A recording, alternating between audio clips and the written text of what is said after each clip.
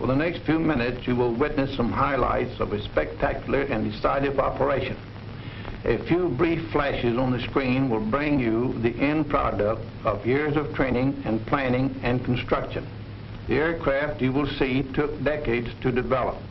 The men who jumped from them had to become experts in a matter of months, and they did. The operation was a great success. It saved thousands of American lives that might have been lost in bloody frontal assaults. But as you will see, we had to pay the cost of those saved lives in broken gliders, parachute silk, aviation gas, and 1,000 other items of supply and equipment. This is not a war that can be won by dollars and cents alone, but neither can it be won without dollars and cents. The money for gliders and parachutes, yes, and for bandages, come partly out of the war bonds you buy.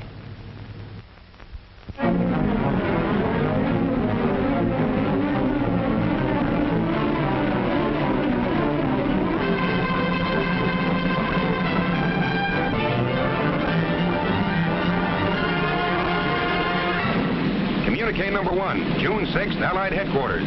Under command of General Eisenhower, Allied naval forces supported by strong air forces began landing Allied armies on the northern coast of France. The greatest news story in 1944. D-Day, H hour. That fateful moment for which the whole world held its breath. But in the night hours of D-Day -1, long before these first assault boats nosed onto the beach, American fighting men, troop carriers, paratroops, airborne infantry, and glidermen were already there. This picture is a small tribute to those men, living and dead, who went in before H hour on D-Day, 5 hours ahead of the main force, to start the destruction of Fortress Europe. Their story begins in a village in England. Not the kind of village that you ever saw or read about, but a strange, unsightly place.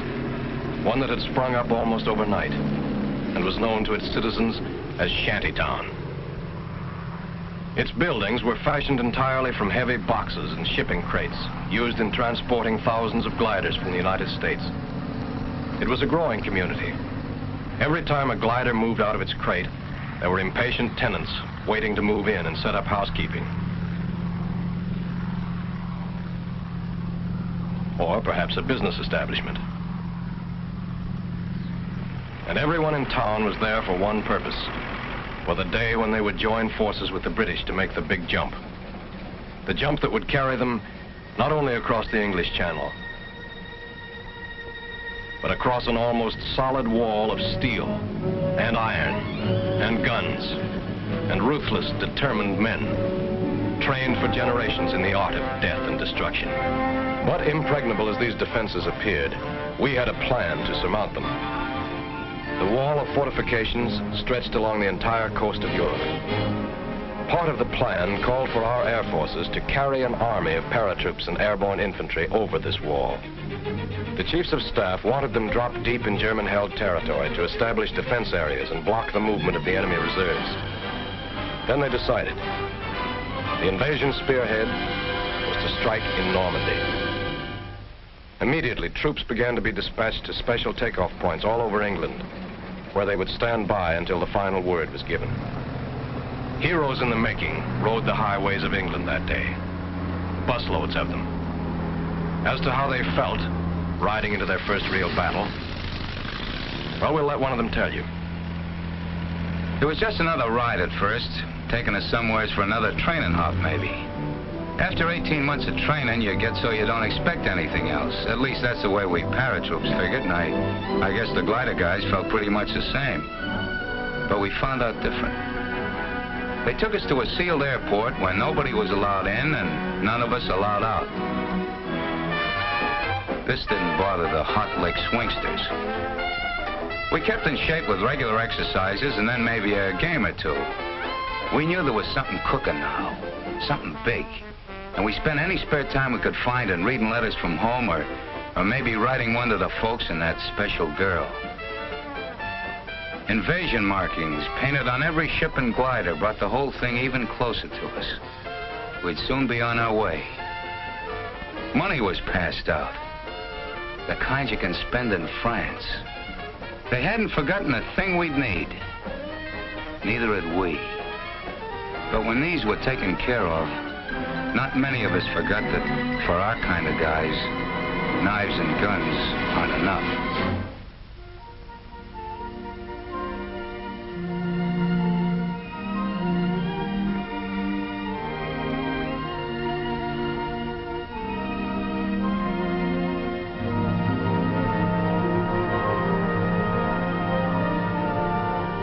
Now we were really ready.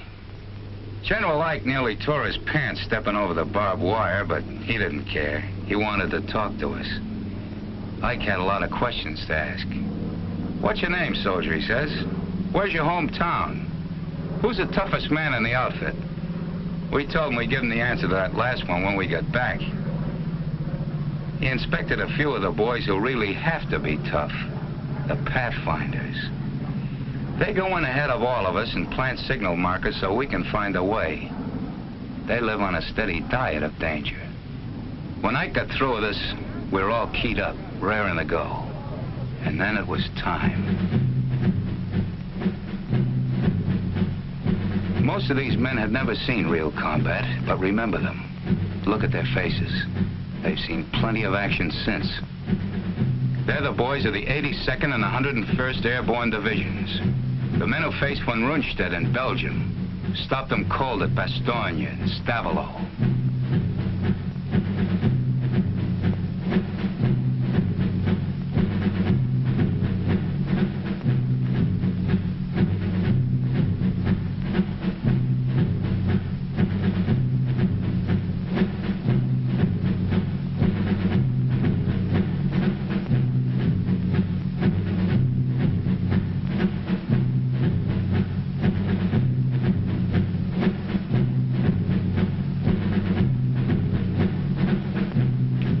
They'd given us brand new parachutes, and I remember one little guy saying he wasn't worried none about them opening because the company that made them was in his hometown, and his mother worked there in final inspection.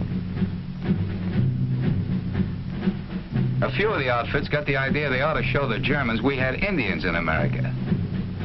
Here they are. Indians from the Loop, from Back Bay, and the Bronx.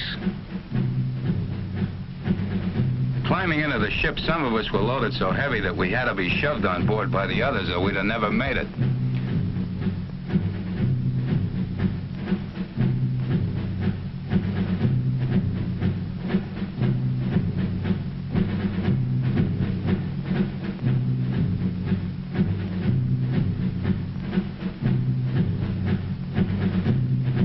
The loading went on into the night.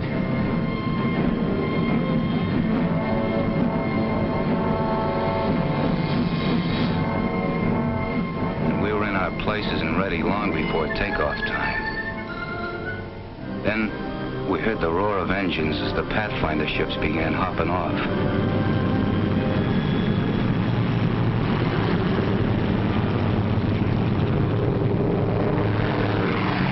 We knew we'd be following soon after. That takeoff was something I'll never forget. Sure, we'd all made a lot of training hops, but this was different. Like the first time you ride a bicycle, only with a whole lot farther to fall if anything goes wrong. Nothing did, though. Not with those troop carrier guys at the controls. Talk about making trains run on time. You could have really set your watch by the split-second way those guys took us off. They took those ships off the ground like it was just another practice run. For them, I guess it was. After all, they were going to have to fly it again and again, all night and the next day. Only under fire. And that's no fun when you figure that these C-47s haven't any armor, no guns, and have to fly low over the drop-in zones, straight as on a bombing run. After we hit the channel and started across, every light went out.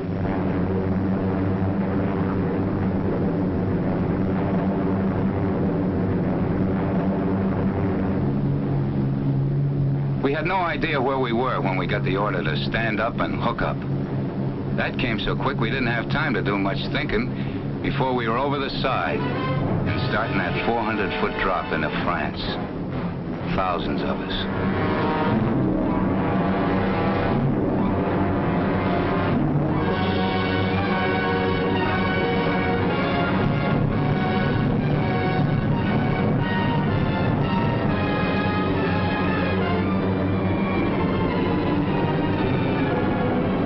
Not far behind came the first bunch of gliders. It seemed forever before they hit the ground. They were like clay pigeons for the German snipers. The glider pilots really had their hands full bringing those babies down in the dark that way. There were darn few signal lights to help them find their way. The Germans had caught on with crossfire almost from the minute they'd set down. They had to do their work lying flat on the ground. But those gliders got down. And the troops and guns inside them got into the fight. The pilots fighting right along with them. I guess we did plenty of damage that night. Yes, they did plenty of damage. Blocking road junctions, knocking out bridges, capturing fields for airstrips, and all the while, out in the channel behind them, Navy guns kept slamming away at the beaches, softening things up for the big push that would begin at dawn, clearing the way for the biggest invasion in history, the greatest movement of men and supplies.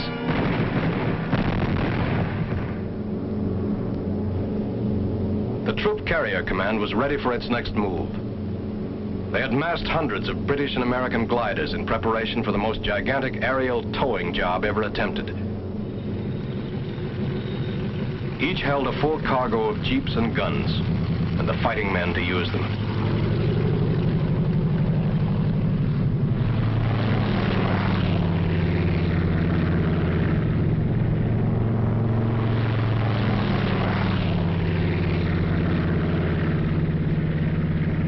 The lives and success of those who were already in France depended on the flight of this vast armada. They were greatly outnumbered and desperately needed these reinforcements. How they got them, a story of two-way air traffic and an unbroken chain of planes and gliders stretching from England to France and back again, is best told by a man who was a part of it all. Maybe we glider pilots didn't show it, but we were as excited over flying across that English Channel as Blériot must have been when he flew it for the first time, years before most of us were born. He didn't have much of an airplane under him, but then there weren't any German guns waiting for him on the other side. We did a bit of wondering about those guns as we started out over the Channel, and the lighthouses of England began slipping away beneath us. And what about the German Luftwaffe? This was its big chance. Our air forces had established air supremacy, sure. We had a regular umbrella of fighters over us. But if there was ever a time the German flyers would try anything to break through, this was that time. But we never saw a German plane. Approaching the French coast, the ack-ack and gunfire seemed harmless and far away. For those who were right in it, it was different.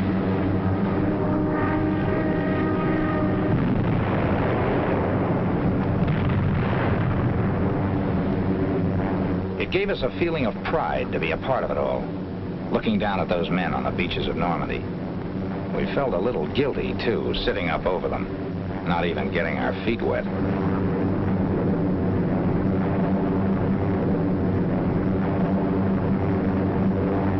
The Germans flooded entire areas to slow us up if a beachhead was established. We kept watching for those who had gone in during the night, but we only saw their parachutes. There was no sign of them.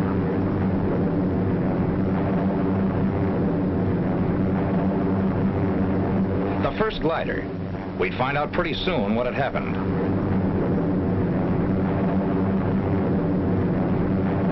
Cut loose. Roger. So long.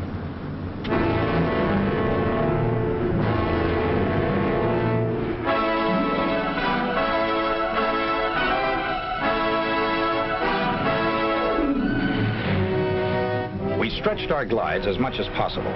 That way, we ended up near the edge of the fields where we could run for cover as soon as we got out.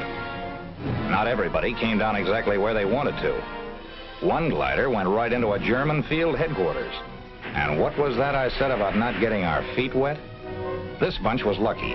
The Germans were under control in this section, But more than one tow ship and glider made its last flight that day. Guns didn't do all the damage. 15-foot poles driven into the ground ripped off wings and smashed through fuselages. The men who stepped out of this glider will never know if their first mission was successful. But it was plenty. Yes, their mission had been successful. But this down payment on freedom ran very high.